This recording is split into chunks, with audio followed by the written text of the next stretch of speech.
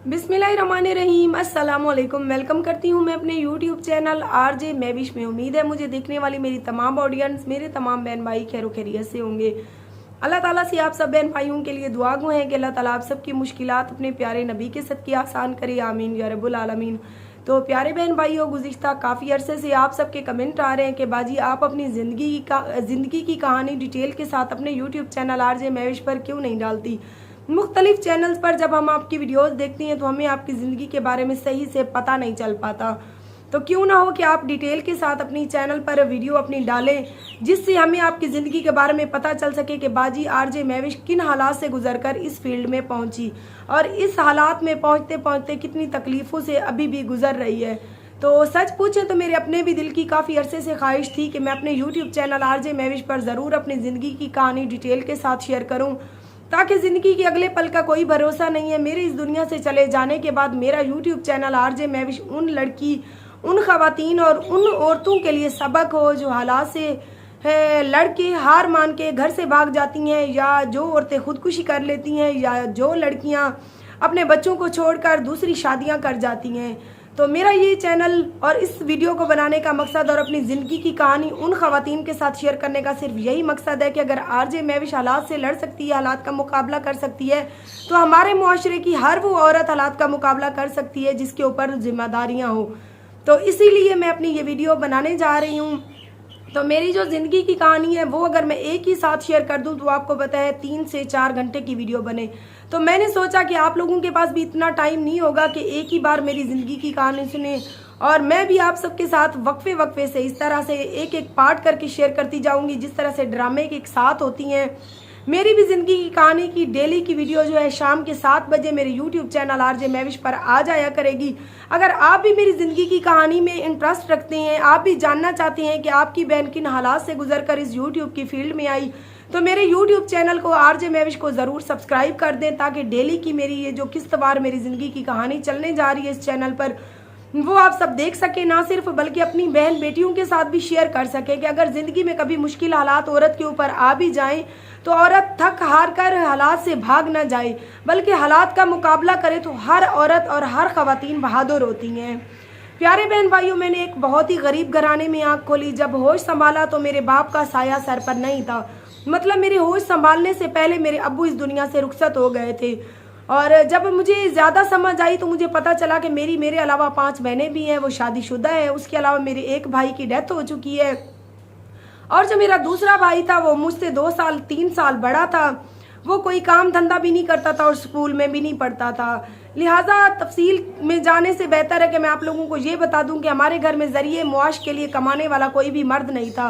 अम्मी थी, वो सांस की मरीज़ा थी, उसे टीबी की बीमारी थी। साथ ही वो लोगों के घरों में काम करके हम 3 बहन भाइयों का पेट पाल रही थी। एक मेरा वो बड़ा भाई, एक मैं, और एक मुझसे छोटा जो मेरा भाई था वो पैदाइशी पागल था। हम तीनों की कफालत हमारी उस माँ के ऊपर थी जिसको सांस की बीमारी थी, जो खुद बेचारी लोगों के घरों में काम करके बड़ी मुश्किल से एक टाइम की रोटी हमें दे रही थी। जब मैं 7 पड़ोसियों के घर खेलने जाती थी तो उनके घर में 3 टाइम का 2 टाइम का खाना बनता देखकर मैं घर आके रोना शुरू कर देती थी कि अम्मी, हमारे हमसायों के घर तो 2-2 3-3 टाइम का खाना बनता है। सुबह का नाश्ता बनता है, दोपहर का खाना बनता है, रात की रोटी बनती है, लेकिन हमारे घर अम्मी एक टाइम का खाना क्यों बनता है। लिहाजा अम्मी मुझे सीने से लगाकर रोने लग जाती थी। उस टाइम तो हम बच्चे थे, हमें कुछ भी समझ नहीं आती थी। लिहाजा मैं जब पड़ोसियों के घर खेलने जाती थी तो यकीन करें प्यारे बहन भाइयों, पड़ोसियों की वो लड़कियां जो मेरी हम उम्र थी वो भी मेरे साथ खेलना पसंद नहीं करती थी, क्योंकि उनकी नज़र में हम बहुत ही गरीब थे। हमारे पास एक टूटा फूटा हुआ कच्चा घर था जिसका सिर्फ एक ही कमरा था। तो इस लिहाज से हमसायों की काफ़ी लड़कियां जिनके घर में कुछ पैसे की रेल पेल थी, कुछ अमीर थी, वो मेरे साथ बात नहीं करती थी। चंद 1-2 ऐसी लड़कियां थी जिनके साथ मैं खेलकर अपनी ज़िंदगी का टाइम पास कर लेती थी। फिर मुझे स्कूल में भी डाला गया। स्कूल में माशाल्लाह मैं अच्छी, बहुत ही ज़्यादा ज़हीन थी, और इस तरह से ज़िंदगी के हालात गुजर रहे थे। अम्मी लोगों के घरों से जो काम करके आती थी, सिर्फ एक टाइम की हमारे घर में रोटी बनती थी। मतलब असर के टाइम हमारे घर में रोटी बनती तो अगली सुबह असर के टाइम ही हमारे घर रोटी बनती। वही असर की रोटी खाकर हम सो जाते थे शाम को। और अगली सुबह जब मैं स्कूल और मुदरसे जाती थी, जब मैं कुरान पाक पढ़ने जाती थी मुदरसे, तो मुदरसे वाली जो बाजी थी वो मुझसे सारा घर का काम करवाती थी। और लड़कियां भी साथ में पढ़ रही थी, लेकिन वो उनसे अपने घर का टोटली काम क्यों नहीं करवाती थी? सिर्फ इसीलिए कि उनके घर में पैसा था। मैं एक गरीब की बेटी थी, तो मुझसे टोटली घर का काम करवाती थी। उसके बाद मुझे कलाम पाक का अगला सबक मिलता था, और सबक पढ़ने के बाद जो बाजी के घर के बच्चे कुचे हुए बर्तन होते थे वो सारे मैं धोती थी। उसके बाद फिर बाजी मुझसे पूछती थी कि आपने खाना खाया, तो मैं खुश होकर कहती थी कि नहीं, इस उम्मीद पर कि बाजी मुझे आज कुछ बचा हुआ अपने घर का खाना दे देगी। तो प्यारे बहन भाइयों, कभी उनके घर के बचे हुए बासी चावल, कभी उनके घर की रोटी, तो ये खाकर अल्हम्दुलिल्लाह मैं खुश हो जाती थी। और इसी खुशी की वजह से मुझे उस टाइम ये नहीं पता था कि कुरान पाक पढ़ने का कितना अजर सवाब होता है। मैं सिर्फ कुरान पाक पढ़ने की छुट्टी इसीलिए नहीं करती थी कि बाजी के घर से कुछ खाना मिल जाएगा। तो इस तरह से जिंदगी गुजरती रही। पहले दूसरी, फिर तीसरी, फिर चौथी, फिर 5वीं क्लास में मैं हो गई। और जो हमारे घर का एक कमरा था, वाहिद वो कमरा कच्चा, जो टूट फूट का शिकार था। जब बारिशें ज्यादा हुई तो वो कमरे की एक साइड से छत गिर पड़ी। जब एक साइड से हमारे कमरे की वो छत गिर गई तो अम्मी उस दिन बहुत ज्यादा रोई, इतना रोई, बेनतहा रोई। अम्मी ने मेरे मुझसे जो बड़ा दो साल बड़ा मेरा भाई था, उस टाइम मेरी 13-14 साल उम्र होगी और भाई की जो थी 15-16 साल थी। अम्मी ने उसको बहुत रोकर समझाया कि बेटा कहीं मजदूरी पे जाओ, काम करो, देखो अब कमरा भी एक था, एक साइड से गिर गया है, तो आगे पता नहीं जिंदगी का क्या, कोई भरोसा नहीं है। मेरी भी आज जिंदगी है, कल का मुझे सांस आए या ना आए। लेकिन मेरा भाई बहुत ही लोफर और अयाश तबीयत का था, वो इधर से सुनता था और उधर से निकाल देता था। तो इस तरह से अम्मी जिन लोगों के घरों में काम करती थी, अम्मी ने उनसे भी इमदाद मांगी कि मुझे एक कच्चा पक्का कमरा बनवा दो। लेकिन प्यारे बहन भाइयों, ये खुदगर्जी का दौर है, यहाँ पे कोई किसी का नहीं है। बस हर कोई अम्मी को दिलासा देकर वापस भेज देता था। क्योंकि बाज़ औक़ात जब मैं स्कूल से छुट्टी होती तो मैं अम्मी के साथ जाती थी। जिन मलिक थे हमारे बस्ती मलाने के, उनके घर अम्मी काम करती थी, तो मैं भी अम्मी के साथ चली जाती थी। तो अम्मी ने मुझे अच्छे तरीके से याद है, अम्मी ने हर एक घर में जाकर इमदाद मांगी थी कि मुझे मेरा कमरा बनवा दो। लेकिन किसी ने भी हमारी सपोर्ट नहीं की थी। लिहाजा चंद ऐसे भी हमारे पड़ोसी थे जिन्होंने मेरी अम्मी को यही कहा कि एक कमरे की छत साइड से गिर गई, अगर जब दोनों तरफ से गिर गई तो क्या करोगी, झोपड़ी लगा के बैठोगी, बेटा जवान है, इसकी भी तुमने शादी करनी है। लिहाजा हर कोई आज के दौर में अपनी बेटियों के पैसे लेता है, उनकी शादी कर देता है। पैसे लेना गरीब के लिए कोई बुरी बात या ऐब नहीं समझा जाता हमारे इलाके में। तो लिहाजा तुम भी अपनी बेटी को बेच दो, जो उधर से पैसे मिले उसके लिए तुम अपना जो घर है कुछ बेहतर कर लो। तो पता नहीं अम्मी के दिमाग में क्या आई क्या नहीं आई। उस टाइम मैं बच्ची थी, मुझे समझ नहीं थी। तो एक दिन मुझे अच्छे तरीके से याद है, जब मैं स्कूल से वापस आई, मैं स्कूल का यूनिफॉर्म उतार रही थी, तो अम्मी ने मुझे कहा कि बेटा तुम्हारा निकाह हो रहा है। उस टाइम मुझे कोई नहीं पता था कि निकाह क्या होता है। बस मैं खुश हो गई, हंसने लग गई।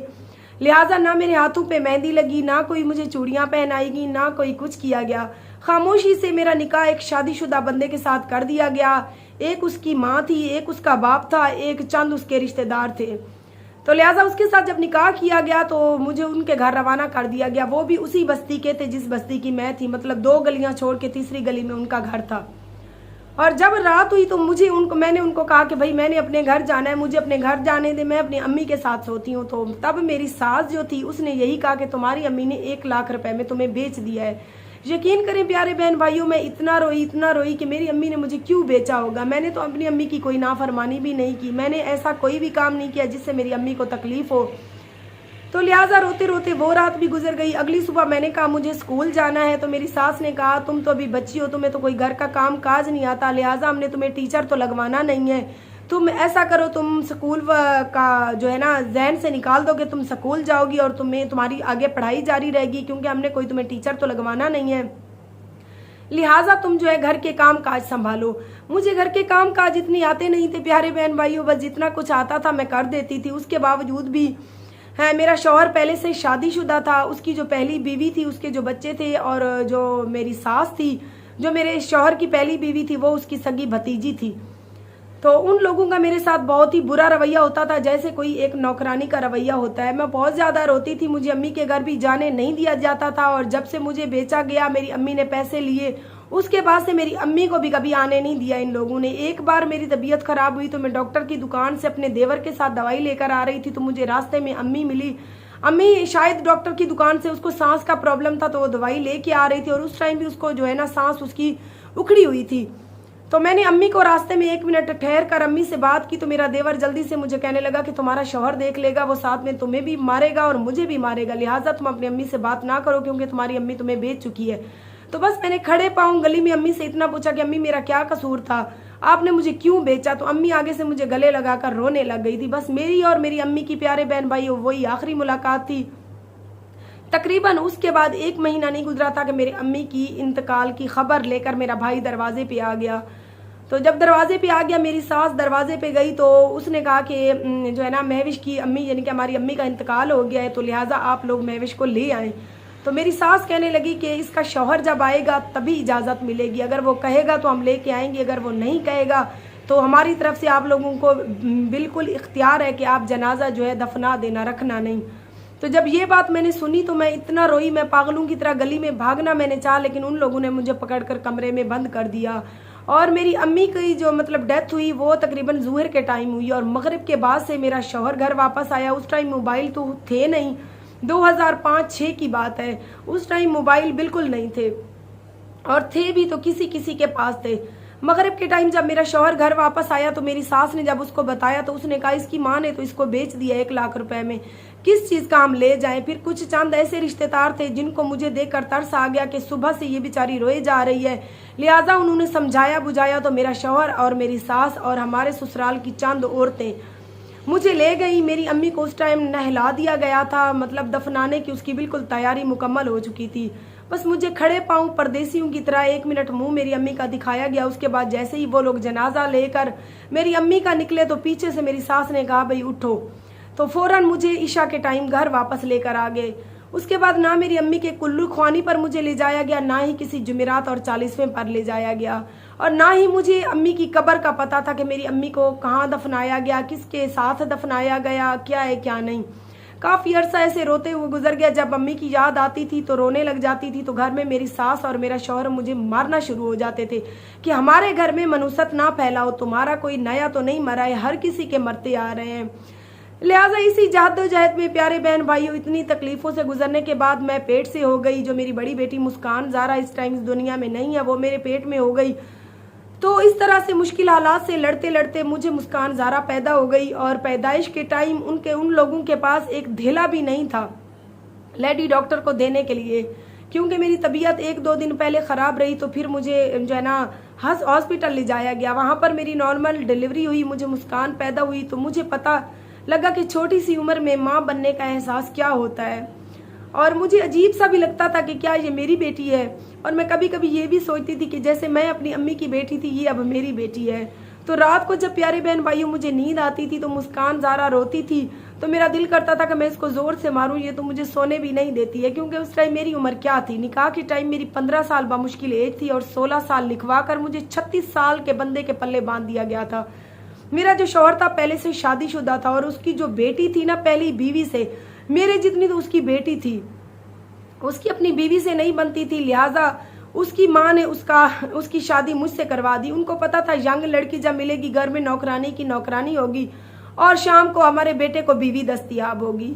तो बहुत बुरे हालात से मैं गुजरी, सास मारने लग जाती थी प्यारे बहन भाइयों। ससुराल का कौन सा बंदा है जिसने मेरे ऊपर तशद्दुद ना किया, और मैं थका हार के बैठती थी। तो मुझे जब अगला काम जिम्मे लगाया जाता था तो मैं आगे से कह देती थी कि मैं थकी हुई हूँ, मैं भी इंसान हूँ, मुझे भी थोड़ी देर सुकून की ज़रूरत है। तो जिसका दिल करता था मारना शुरू हो जाते थे। मुहाजिर लोग थे, उनका बोदला फैमिली से ताल्लुक़ था। तो इन्हीं हालात से लड़ते लड़ते प्यारे बहन भाई जब मुस्कान ज़ारा मेरे जिम्मेदारी मेरे सर पे आई तो मेरी सास का भी फिर इंतकाल हो गया, मेरे ससुर का भी इंतकाल हो गया। लिहाजा उसके बाद मेरा शौहर बिल्कुल भी आज़ाद हो गया। 3-3 दिन वो घर नहीं आता था। पहले तो वो माँ बाप से छुप कर नशा करता था, फिर वो सरेआम नशा करने लग गया। उसके हिस्से की जो थोड़ी बहुत ज़मीन थी वो भी वो आहिस्ता आहिस्ता बेच कर खाना शुरू हो गया। हालात इस हद तक बिगड़ गए कि जब मेरा बेटा ज़ीशान पैदा हुआ तो मेरे शौहर के पास 1 रुपया भी नहीं रहा।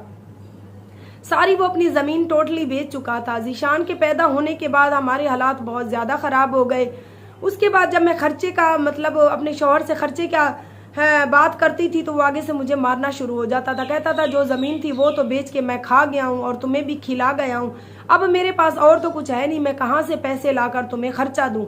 तो मैं कहती थी मैं क्या करूँ, मैं कहाँ से लाऊँ, मेरी भी तो माँ नहीं है, बाप नहीं है, मेरा भी ऐसा कोई ऐसा अजीज़ रिश्ता नहीं है जो मुझे और मेरे बच्चों की ज़रूरियात ज़िंदगी पूरी करे। तो लिहाजा 3-3 दिन प्यारे बहन भाइयों जब उसने घर आना छोड़ दिया तो मैंने लोगों के घरों में काम करना शुरू कर दिया, अपनी माँ की तरह। लोगों के घरों से एक जो बची खुची रोटी शाम को मैं लेके आती थी, मुस्कान मेरे साथ होती थी, तो मैं बहुत ज़्यादा रोती थी। इन्हीं हालात से लड़ते लड़ते प्यारे बहन भाइयों फिर मुझे तीसरा बच्चा पैदा होने वाला हो गया, मोहम्मद फैज़ान। हालात बिगड़ते गए।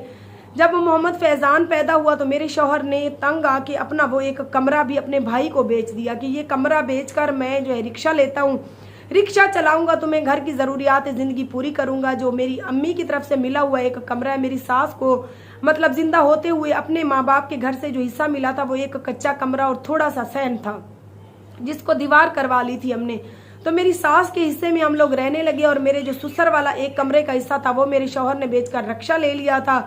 जब वो रक्षे से 4-8 महीने कमाता रहा, उसके बाद आपको पता है मशीनरी की चीज़ है ये, तो आहिस्ता आहिस्ता ख़राब होना शुरू हो जाती है। रक्षे से भी इतनी बचत नहीं होती थी कि 3-4 बच्चों का और बीवी का और अपना वो शख्स पेट पाल सकता और साथ में अपना नशा भी पूरा कर सकता। तो फिर से हमारे झगड़े बढ़ना शुरू हो गए। एक दिन रोड एक्सीडेंट में इसका एक्सीडेंट हुआ, इसकी अपनी भी मेरे शौहर की टांग टूट गई और साथ में प्यारे बहन भाइयों रिक्शे का भी अच्छा खासा नुकसान हुआ। रिक्शा हमारा कबाड़े में हमें बेचना पड़ा 15-14 हज़ार में। वो 14-15 हज़ार लेकर मेरा शौहर तो घर से भाग गया पूरे 1 हफ्ते के लिए, पीछे मुझे छोड़ गया बेआरो मददगार। इतना मैं रोई, अपनी नंदू के घर गई तो उनके भी हालात मुझसे ज़्यादा बुरे थे क्योंकि ये मुहाजिर लोग काम तो करते नहीं हैं, इनकी औरतें ही अपने घर के गुजारे कर रही हैं, कोई नौकरियां करके तो कोई क्या करके। जब मैं उनके हालात देखती थी तो फिर से मैं रोने लग जाती थी। इस तरह से करते करते प्यारे बहन भाइयों मुझे मोहम्मद आज़ान पैदा होने वाला हो गया।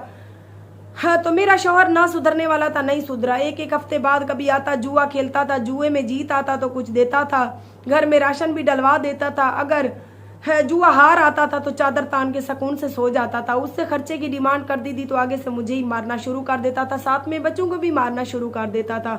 इन्हीं हालात से लड़ते लड़ते एक दिन फिर भूली बसरी मेरी बहन एक डीजी खान से थी, वो मेरे घर आ गई। इतने सालों बाद कहने लगी कि अम्मी के चले जाने के बाद मैंने सोचा कि तुम्हारा शौहर तो तुम्हें आने नहीं देता है, चलो मेरी तो बहन हो, मैं पता करूं तुम्हारा। उसके साथ सारी अपनी तफसील के साथ अपनी ज़िंदगी की टोटल कहानी इतने साल गुजरे हुए बयान की और रोने भी लग गई कि आप तो मेरी बहनें थी, आप लोगों ने भी मेरा पता नहीं किया, मैं तो आप लोगों की छोटी बहन थी, मुझे मारता भी है, घर का खर्च भी नहीं देता, ऊपर से बच्चों में भी इजाफा होता जा रहा है, बच्चे बंद भी नहीं करवाने देता है, वक्फा वगैरह भी कोई नहीं करता है। तो मेरी बहन ने मेरे शौहर को बहुत समझाने की कोशिश की लेकिन वो शख्स ना समझने वाला था, वो नहीं समझा। इस तरह से गुजरते गुजरते फिर मुझे थोड़ी सी इजाज़त मिल गई कि कभी कभार मेरी बहन भी मेरे घर आ जाती थी और कभी कभार मेरी बहन कहती थी तो मुझे भी इजाज़त मिल जाती थी कि मैं कभी कभार उनके घर एक आधी रात रहने के लिए चली जाती थी। इस तरह से करते करते प्यारे बहन भाइयों मायरा भी हो गई और मायरा मेरा 5वां बच्चा थी उस शौहर से। और मायरा के पैदा होने के बाद तकरीबन 1.5-2 महीने के बाद इसके और मेरे दरमियान अच्छा खासा मेरे शौहर के दरमियान झगड़ा हुआ। तो उसने पानी नलका नहीं होता, पानी चलता है ऐसे नलका होता है, उसकी हत्ती होती है लोहे की, तो उसने वो उतार कर हमारे घर में पानी वाला नलका था उससे मुझे बेनतहा पीटा। मेरे ये नाक की हड्डी टूट गई और मेरे फेस पर ये देख सकती हैं ये भी चोट है, ये जगह मेरी फट गई थी अच्छे तरीके से। और ये मेरा बायां बाजू टूट गया था, मेरी बाएं टांग भी टूट गई थी, बिल्कुल उसने मुझे मरी हालत में ख़त्म करके वो घर से भाग गया। और लिहाजा उस टाइम फिर थोड़े थोड़े मोबाइल भी थे, मेरी बहन के पास मोबाइल था, मेरी बहन मुझे नंबर दे गई थी। फिर मेरी जो हालत इतनी थी मुझे हॉस्पिटल ले जाया गया। फिर उन लोगों ने कहा कि इस बंदे के ऊपर FIR होगी, इस बंदे को पकड़ाएं, इतना इसने बीवी के ऊपर बेनतहा तशद्दुद किया है। लिहाजा मामला जब थाने में चला गया तो फिर मेरा शौहर तो इतने पूरा 1-1.5 महीने घर नहीं आया। फिर मेरी बहन मुझे अपने घर ले गई, उसने वहाँ से मेरी तलाक करवाई, मेरे शौहर से मतलब खुला करवाई। उसके बाद मैं अपनी बहन के घर रहना शुरू हो गई। मेरी बहन ने मुझे एक कमरा दिया रहने के लिए, तो साथ में ये भी कहा कि तुम कहीं ना कहीं नौकरी की तलाश करो, तो कहीं ना कहीं से अपना भी गुजारा करो और अपने बच्चों का भी गुजारा करो, क्योंकि मेरे तो खुद 5-6 बच्ची हैं, लिहाजा मैं इतना ही कर सकती थी। प्यारे बहन भाइयों फिर मैंने मुख्तलिफ नौकरियां ढूंढी, मैंने मेडिकल कॉलेज में जॉब की, मैंने सरकारी हॉस्पिटल में मैंने जो है ना क्या कहती हैं ये स्वीपर है इसकी जॉब की, मतलब जो भी नौकरी मिली मैंने की। कपड़े सिलाई किए, कपड़े कढ़ाई किए, मतलब तो कपड़े लोगों के घरों में बेचे। इस तरह से करते करते 1-1.5 साल मैं अपनी उस बहन के घर रही फिर मेरी बहन ने मुझे यही समझाना शुरू कर दिया कि तुम्हारा बहन वही कहता है कि हमारी खुद की बेटियां जवान हैं, एक की शादी हो चुकी है, बाकियों की शादियां करनी है, हमने अपने बेटों की शादियां करनी है, कब तक तुम्हारी बहन को हम अपने घर बिछाए रखेंगे। लिहाजा तुम ऐसा करो कि तुम अपनी बहन की कहीं शादी करो, रिश्ता मैं कहीं से ढूंढता हूँ, ऐसा कोई मिल जाएगा जो इसकी और इसके बच्चों की कफालत करेगा। लिहाजा वो कहते हैं डूबते को तिनके का सहारा। मैंने कहा जैसा आप लोगों को मुनासिब लगे आप लोग वही करें। तो लिहाजा उन लोगों ने मतलब मेरा रिश्ता ढूंढना शुरू कर दिया, और रिश्ता जब आ गया तो प्यारे बहन भाई उन लोगों ने रिश्ते की हाँ भी कर दी, मुझे बिना वो आदमी दिखाए, बिना कुछ किए। और रिश्ते की जब हाँ हो गई तो 2-3 दिन गुजरे हुए थे कि मेरी बड़ी भांजी ने मुझे कहा कि खाला जहाँ पे तुम्हारी शादी हो रही है तुमने उस आदमी को देखा है? मैंने कहा नहीं, मुझे तो किसी ने नहीं दिखाया। कहते उसने कहा कि अब्बू ने हाँ भी कर दी है। मैंने कहा अच्छा तुम्हारे पास तस्वीर वगैरह कोई है तो दिखाओ। कहती है तस्वीर तो नहीं है, लेकिन जो मेरा बड़ा भाई है उसके मोबाइल में उसकी तस्वीर है, मतलब व्हाट्सएप वगैरह उस टाइम आ गई थी, 2010-12 की बात है। तो कहने लगी कि उसके मोबाइल में है, शाम को जब वो घर आएगा तो मैं तुम्हें वो आदमी दिखाऊंगी। मैंने कहा चलो ठीक है। जब शाम को मेरी भांजी वो मोबाइल लेके आई तो जब मैंने उस आदमी को देखा तो यकीन करे प्यारे बहन भाइयों, वो आदमी तकरीबन 60 से 65 साल का होगा। तो जब मैंने उसको देखा तो मैं तो खुद हैरान रह गई कि इस बंदे से मेरी शादी कर रहे हैं, क्या ये बंदा मेरे और मेरे बच्चों की कफालत करेगा, जो खुद मुझे तो शक्ल से मरीज लग रहा है। तो अगला जो कहानी का हिस्सा है वो सुबह आपने 7 बजे मेरी वीडियो देखनी है मेरे YouTube चैनल RJ मैविश पर, क्योंकि पूरी डिटेल के साथ मैं अपनी ज़िंदगी की कहानी बताती जा रही हूँ कि आगे मेरे साथ क्या हुआ। अगर आप लोग मेरे YouTube चैनल RJ मैविश पर नए हैं तो जो पुराने मेरे बहन भाई हैं वो भी मेरी ज़िंदगी की कहानी में इंटरेस्ट रखते थे, और जो नए आने वाली ऑडियंस हैं उनके लिए भी कि मैं अपनी कहानी, ज़िंदगी की कहानी किस्तवार अपलोड करूँगी। आपने बाकायदा से सारी किस्तें चेक करते जाना है। मिलेंगे सुबह अपनी ज़िंदगी की अगली कहानी की डिटेल के साथ। तब तक के लिए जी अल्लाह हाफिज़।